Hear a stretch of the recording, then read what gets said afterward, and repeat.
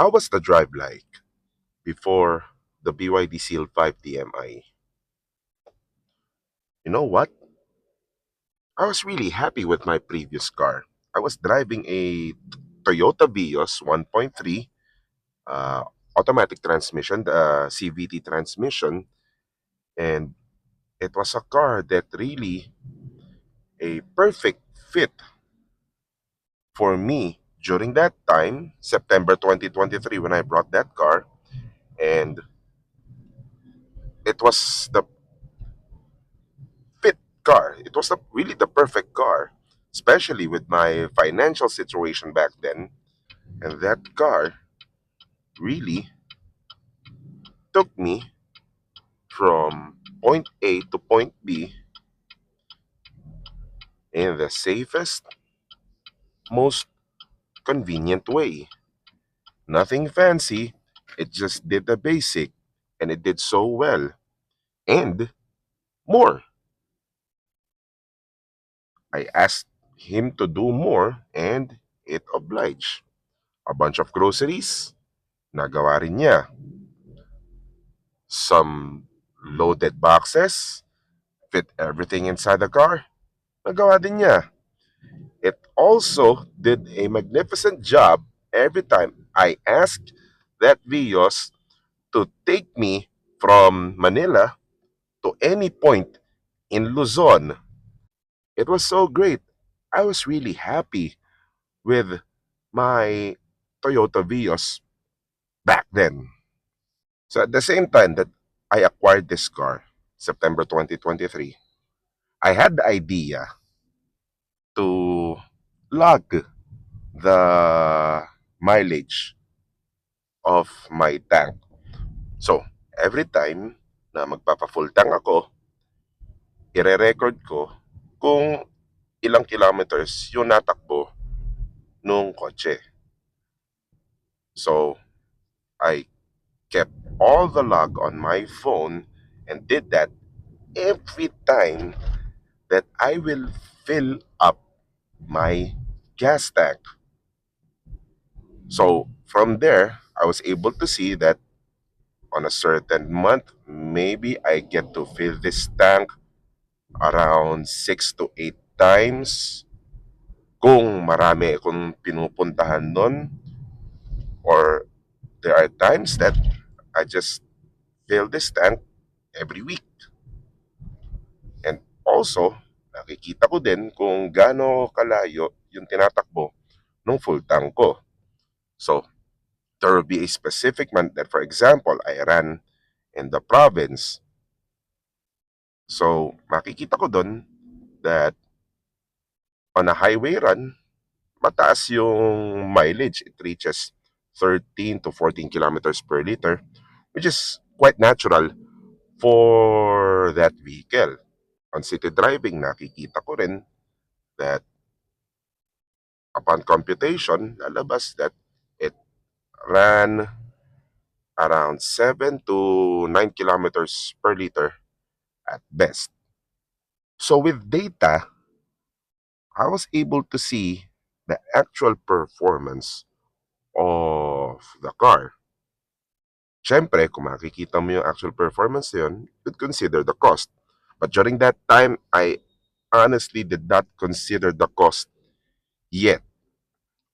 All I was seeing that kilometer per liter that I consume every time I run with that vehicle.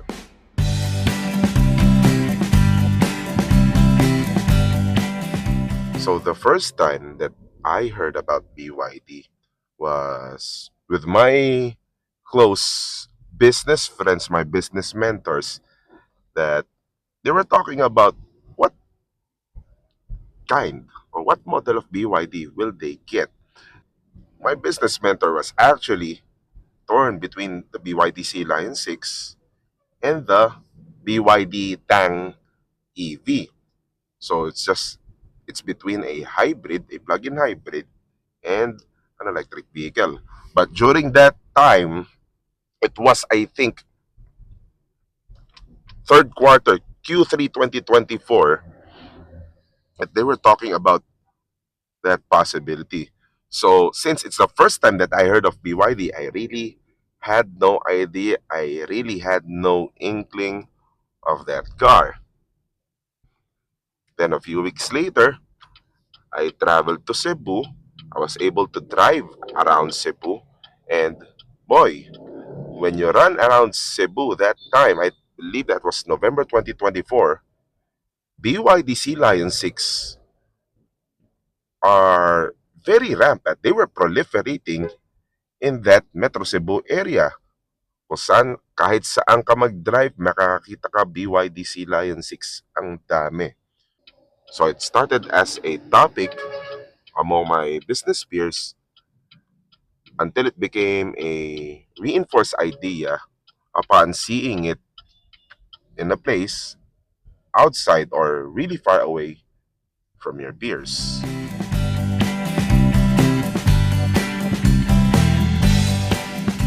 So going back to that data, so you are getting a lot of information already because, well, halos linggo-linggo nga or minsan twice a week ako nagpapagasolina.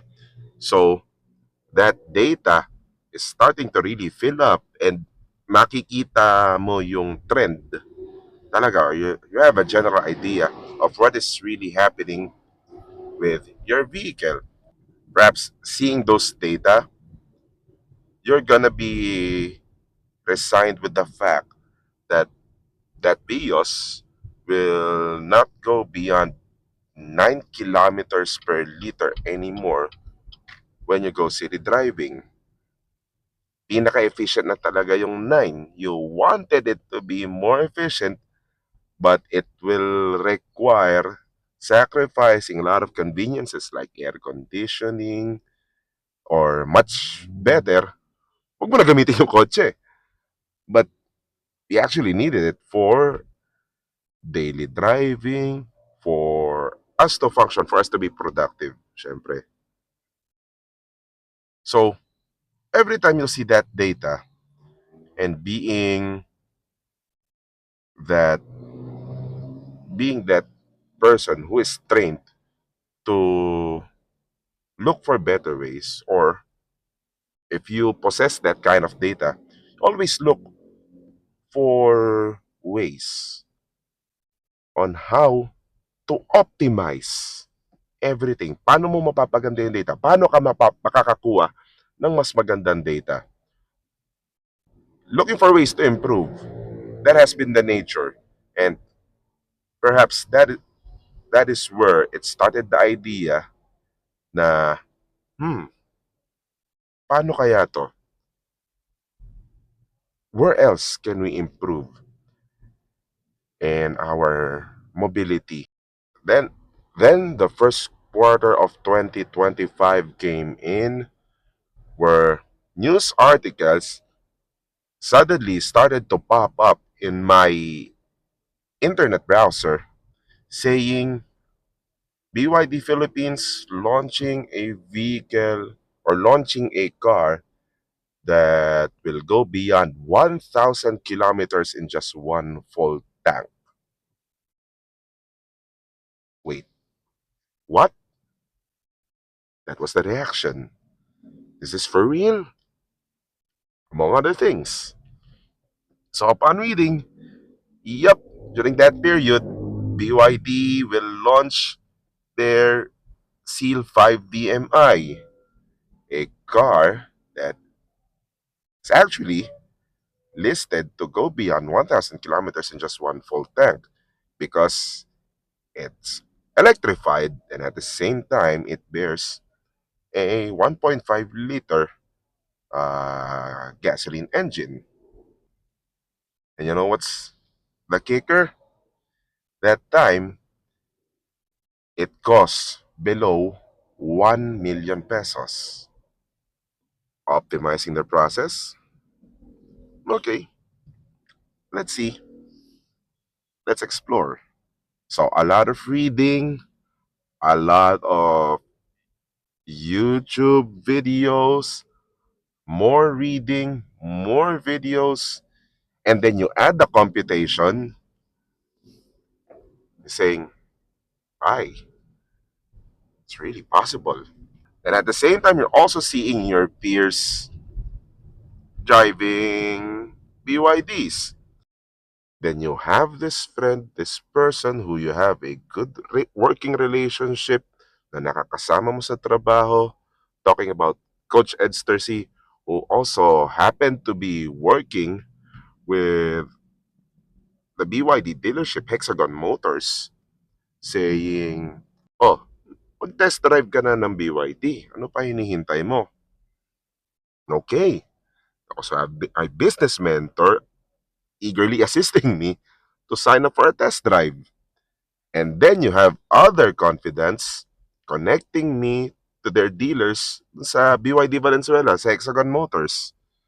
So there I met my agent sa BYD Valenzuela and immediately scheduling me for a test drive. So April 2025, I made my test drive. I was with my mother. She also got to experience BYD for the first time. And boy, during that test drive, it was an amazing experience. It was way different from the experience that we had dun sa old car, dun sa Toyota Vios. So with more computation, more research, more analysis, then you include the financial factor that at this particular full tank, I only get to run at max 300 kilometers inside the city. But then, if I have a BYD, I have that possibility of increasing my mileage, my full tank to 1,000 kilometers. Then you also have the option to charge this one up because, after all, it was a plug-in hybrid electric vehicle.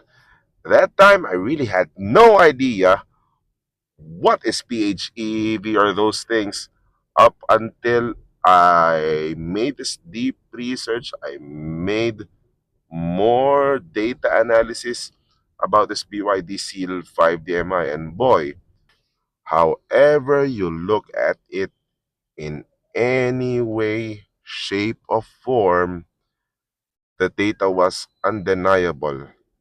This Seal 5 will really optimize the way I drive on a daily basis.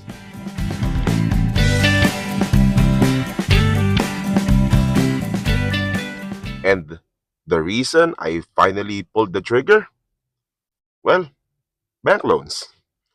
Bank loved the idea that I'll be driving an eco-friendly vehicle, and at the same time, the financials are really starting to support the idea of me acquiring a new vehicle that is under my name. So, sige, larga na tayo. That reliable Vios, it's still around. It's with a friend of mine, another very good business associate. He's taking care of it and he's loving the reliability of the Vios. It can really do its job just like the way it did the job for me when I had it. If not for the idea of optimizing my daily driving by looking for ways to improve my daily mileage, definitely I still have that Vios. But since I'm looking for ways to improve my consumption, to improve my run, and have the resources to do just that, that's why I push through with this plan. And here we are, a year later, I'm enjoying the benefits of that business decision. Tsamba na lang siguro na nakakuha ako ng isang plug-in hybrid electric vehicle, itong BYD Seal 5 DMI. Tsamba na nakakuha ako nito way before magkaroon pa ng kaguluhan sa ibang parte ng mundo na naging dahilan kaya tumaas ng sobra-sobra yung gasolina. I'll just stick to the reason that I made the switch because I was looking for ways to optimize my drive, and acquiring this kind of vehicle really did that purpose.